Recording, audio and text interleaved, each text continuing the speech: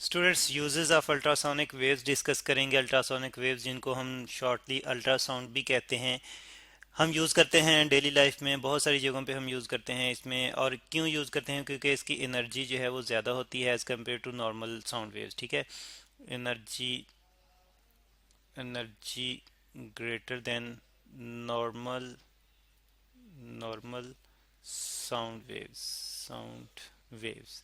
और फिर इनकी इंटेंसिटी भी इसी हवाले से ज़्यादा होती है। तो इस तरह से हम इसको जो है वो ज़्यादा मोस्टली जो है वो अल्ट्रासोनिक वेव्स को जो है वो यूज़ कर लेते हैं नॉर्मल वेव्स की निस्बत, एनर्जी ज़्यादा होने की वजह से, इंटेंसिटी ज़्यादा होने की वजह से। और एनर्जी क्यों ज़्यादा होती है? फ्रीक्वेंसी ज़्यादा होने की वजह से ज़्यादा होती है। ठीक है, लार्जर फ्रीक्वेंसी हम लिख सकते हैं।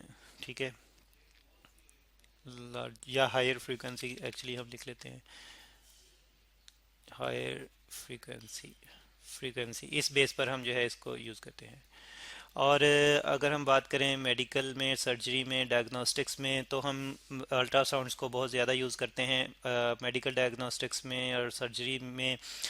तो डायग्नोस्टिक्स, SDICS, डायग्नोस्टिक्स, या हम इसको डायग्नोसिस लिख लेते हैं। ठीक, सर्जरी सर्जरी श्योर, GERY। ठीक है, सर्जरी और डायग्नोस्टिक्स में हम इसको यूज़ करते हैं। और मोस्टली हम सॉफ्ट टिश्यू ऑर्गन्स जो हैं उनमें प्रॉब्लम डिटेक्ट करने के लिए इनको हम यूज़ करते हैं। ठीक है, और उन्हीं की सर्जरी के लिए सॉफ्ट टिश्यू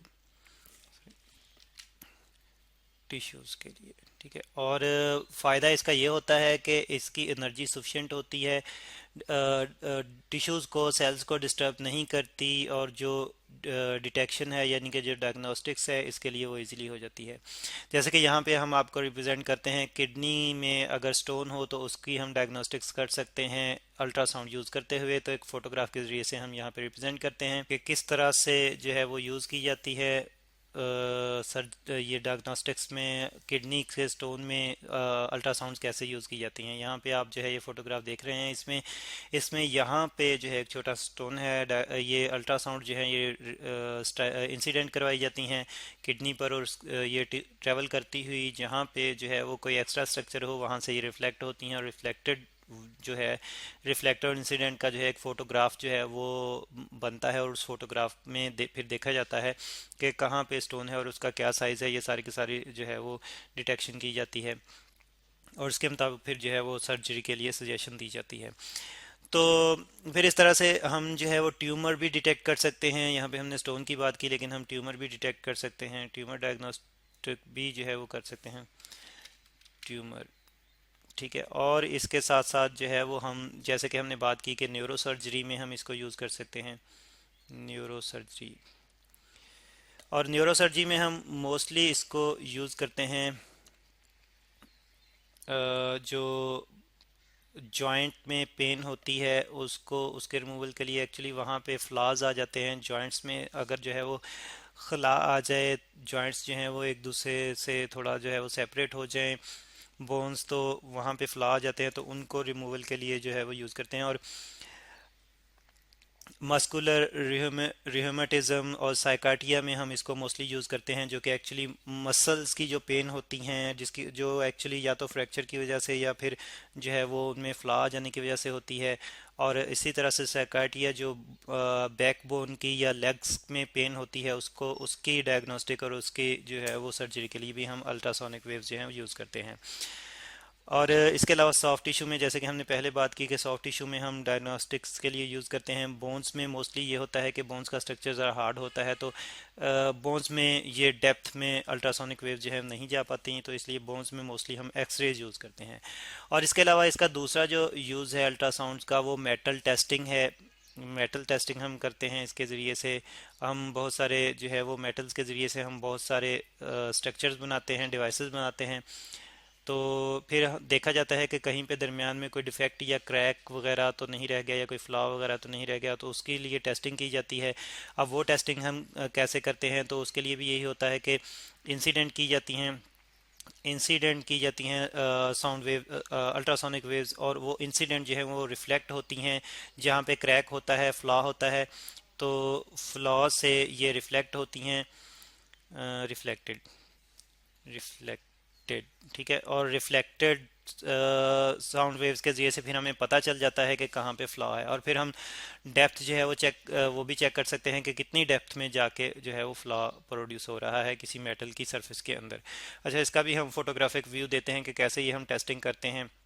यहाँ पे एक डायग्राम की मदद से हम इसे जो है रिप्रेजेंट करते हैं मेटल टेस्टिंग को। और फिर यहाँ पे आप देख रहे हैं कि ये हमारे पास जो है एक अल्ट्रासोनिक ट्रांसड्यूसर है जो कि अल्ट्रासोनिक वेव्स इंसिडेंट भी कर रहा है और उसी को वापस रिसीव भी करेगा। और ये मेटल या प्लास्टिक का हमारे पास जो है वो मटेरियल है, और इसमें अल्ट्रासाउंड जो है वो ट्रैवल करती ही आती हैं। यहाँ पे फ्लॉ है, यहाँ पे फ्रैक्चर है, तो फ्रैक्चर से इस बाउंड्री से रिफ्लेक्ट होंगी वेव्स और रिफ्लेक्ट होंगी अल्ट्रासोनिक वेव्स, और ये इसको डिटेक्ट करेगा। और डिटेक्शन के प्रोसेस में फिर देखा जाता है कि कितनी डेप्थ में जाके जो है वो फ्रैक्चर है। और फिर मुख्तलिफ जगहों पर यानी कि एक तरह से स्कैनिंग करते हुए जो है इसको देखा जाता है कि फ्लॉ कहाँ से कहाँ तक है, यानी कि इस पार्ट से लेकर इस पार्ट तक इसकी पूरी की या पूरे मेटल की स्कैनिंग की जाती है। उसमें दरमियान में जहाँ जहाँ पे फ्लॉ हो वो रिफ्लेक्टेड अल्ट्रासोनिक वेव्स के जरिए से हमें नज़र आ जाता है। तो इस तरह से हम जो है वो यूज़ करते हैं, मेटल टेस्टिंग में यूज़ करते हैं अल्ट्रासोनिक वेव्स को। और इसके साथ साथ अल्ट्रासोनिक वेव्स को जो है वो मुख्तलिफ मेटल्स की सरफेसेस को जो है क्लीन करने के लिए यूज़ किया जाता है, यानी कि वो वाले मेटल स्पेशली जो कि मर्ज रहते हैं लिक्विड्स में, यानी कि उनको डिप किया जाता है किसी लिक्विड में। जैसे कि हम जानते हैं कि कुछ मेटल्स को जो है वो हम डिवाइसेस में मशीन्स में हम यूज़ कर रहे होते हैं, तो उन पे ऑयल वगैरह जो है वो डालते हैं या वो ऑयल में डिप होते हैं, ठीक है।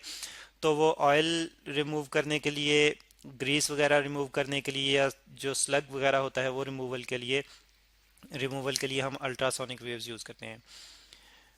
ऑयल रिमूवल, ठीक है, from from metal surfaces metal surfaces.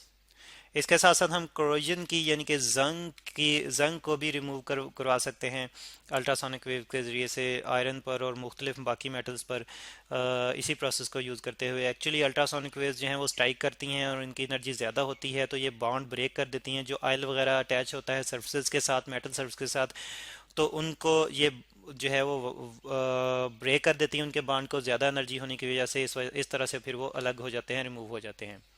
Intensity energy ज़्यादा होने की वजह से एक और जगह पे भी हम यूज़ करते हैं अल्ट्रासोनिक वेव्स को, और वो है प्योरिफिकेशन ऑफ या क्लीनिंग ऑफ वाटर, यानी कि पानी वगैरह को या बहुत सारे और लिक्विड्स को यूज़ करने के लिए, या एक्चुअली एयर से भी हम जो है वो जो है वो उसकी भी क्लीनिंग कर सकते हैं, ठीक है। क्लीनिंग, और क्लीनिंग किससे करते हैं? हम बैक्टीरिया और जो माइक्रो ऑर्गेनिजम्स होते हैं उनकी उनको जो है वो किल करते हैं, ठीक है। Cleaning of water and air, water and air, bacteria और जो बैक्टीरिया और माइक्रो ऑर्गेनिजम्स जो होते हैं उनको किल करती है अल्ट्रासाउंड।